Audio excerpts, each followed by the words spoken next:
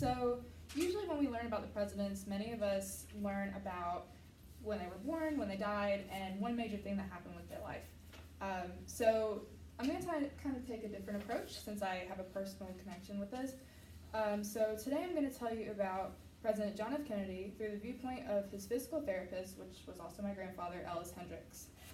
So let's start. My name is Ellis Hendricks. I am a southern boy from South Carolina. How did I end up at the White House? Here's my story.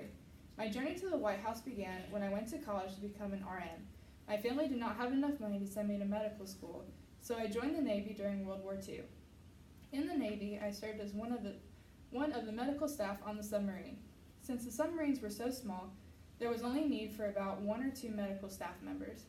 I was one of them, and Dr. Berkeley was who I reported to. I also ran sonar on the submarines because on the submarine, you can't have just one job.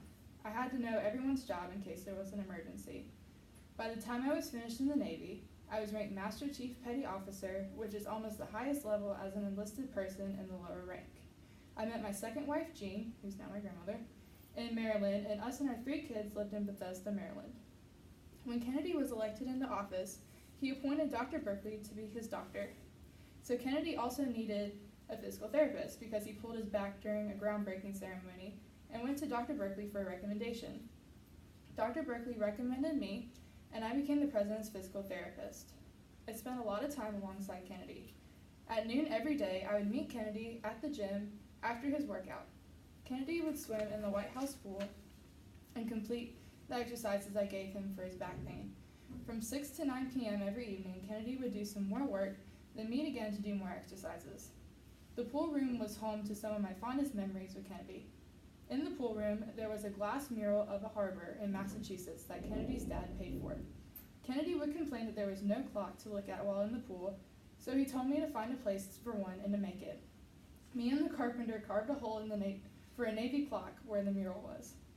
Another story from the pool room involved tie clips. Whenever guests would come visit Kennedy in the pool room, he would want them to leave with a tie clip. Since he was in the pool and didn't have one on hand, he would reach over and grab my tie clip to give to them and tell me to get another one from Miss Lincoln, who kept all the tie clips. After a while of this, I decided to keep a box of them with me instead of always going to Miss Lincoln for one. Holidays were usually spent with the Kennedys. They would go to Cape Cod and Newport to visit Jackie's mother. One Thanksgiving in Newport, Kennedy told me he felt fine and to go back home and spend the holiday with my family. As I was flying back to Montgomery County, Kennedy called and said that he had slipped while on a sailboat and needed me to come back to Newport right away. I accompanied Kennedy on the trip to Colombia and Venezuela to forge the alliance with the countries. While on that trip, Jackie Kennedy needed oxygen, so I was there to help her as well as help the president with his daily needs. By the end of Kennedy's presidency, we formed a close bond. He would invite my wife to the White House to visit since Kennedy needed me often. One visit, while my wife was in the kitchen talking with the chef, Caroline Kennedy and her cousin were running around in the kitchen acting up. Jean told Caroline to stop acting up, and as she said this, Jackie Kennedy poked her head into the kitchen to see who was telling her daughter to stop. She asked who that lady was in there, and when she heard it was Jean, she went on her way. Now we reached the dreaded Dallas trip. Kennedy did not want to go to Dallas, and I wasn't supposed to go on the trip, but Kennedy insisted that I go. The night before the assassination, Kennedy and I were in his room watching a documentary on penguins or some other animal, and then watched the 11 o'clock news. I noticed he was beginning to get tired, so I got up to leave.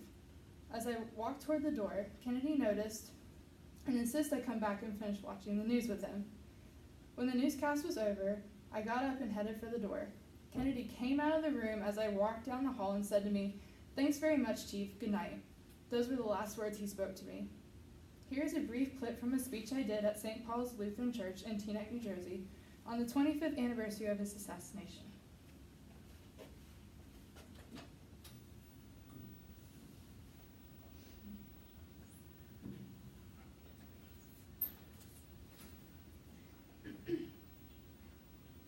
Good night. And he was standing in the doorway with his night shirt on. He forgot to say good night and standing in the doorway. The next day, I was up to his room at the time we were scheduled to go out to make a speech. He came out, he nodded and smiled, and then went on down to make a speech. And that was the last contact I had with him. We were in the motorcade, heading for the convention center, when all of a sudden the motorcade came to a pause, which had never happened before. Dr. Berkeley and I were sitting in a special van type thing, and I said, something has to be wrong. And upon which I said, let's go. I opened the door, and Captain Berkeley and I jumped out. There happened to be a police car patrolling alongside the motorcade route there. We asked him, please, I told the driver, it was the president's doctor and myself, please get us quickly to the convention center. And he said, I know something's happening. And nobody knew what. So we jumped in, and with his benefit of his siren, we made fast passage down to the convention center. I ran in and found the Secret Service agent that was stationed there waiting his arrival. And he said he had information they were proceeding to Parkland Memorial Hospital. So we ran out and got his car, and he went with us. And we rushed up to the hospital. And they had already taken the president into the emergency room, but Dr. Berkeley and I ran in. Now, many of you saw these recent pictures of the played over and over again of the people rushing in, Dr. Berkeley and then the Secret Service agent and myself, were three of the people running into the emergency. I'm going to stop there real quick. So the video that he's talking about of him running in with Dr. Berkeley has actually made it onto documentaries. So this is that documentary. That's just part of it. Definitely the president's car. We could see the front of his pink suit. That's the only identification we could see, but we know it is the president's car. Another car directly behind the presidential car. There were also bodies in that car. Another Secret Service. So my grandfather's the one with the suitcase in the back. And just now we received reports here at Parkland that Governor Connolly was shot in the upper left chest. Just fact check. So he really was there.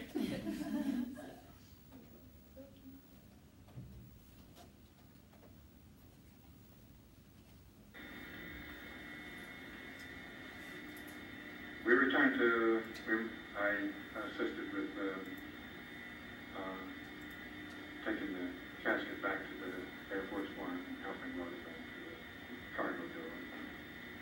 And the Vice President and other people were traveling back. Dr. Berkeley thought it might be wise for me to travel on the backup plane, since we have a lot of the White House personnel going back on that.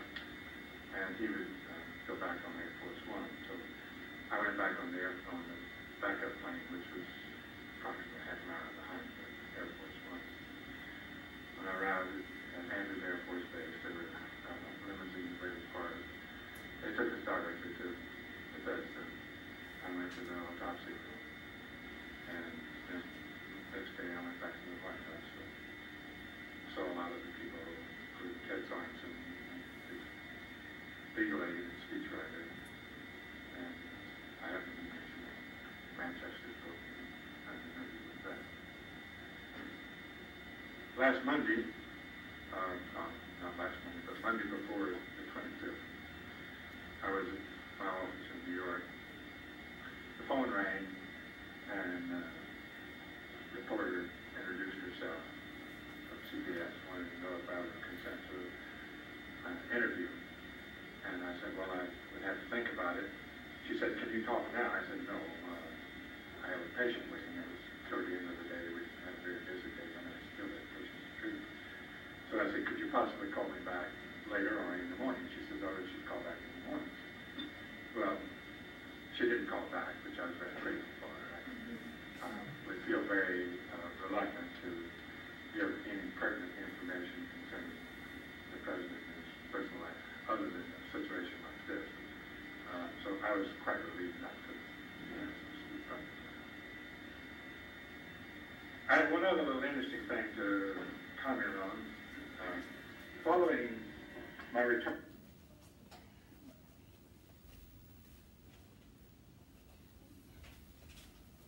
So I I didn't know what was happening at the time when the assassination went on, so we went to the end of the route, and the Secret Service man told us to go to Parkland Hospital right away.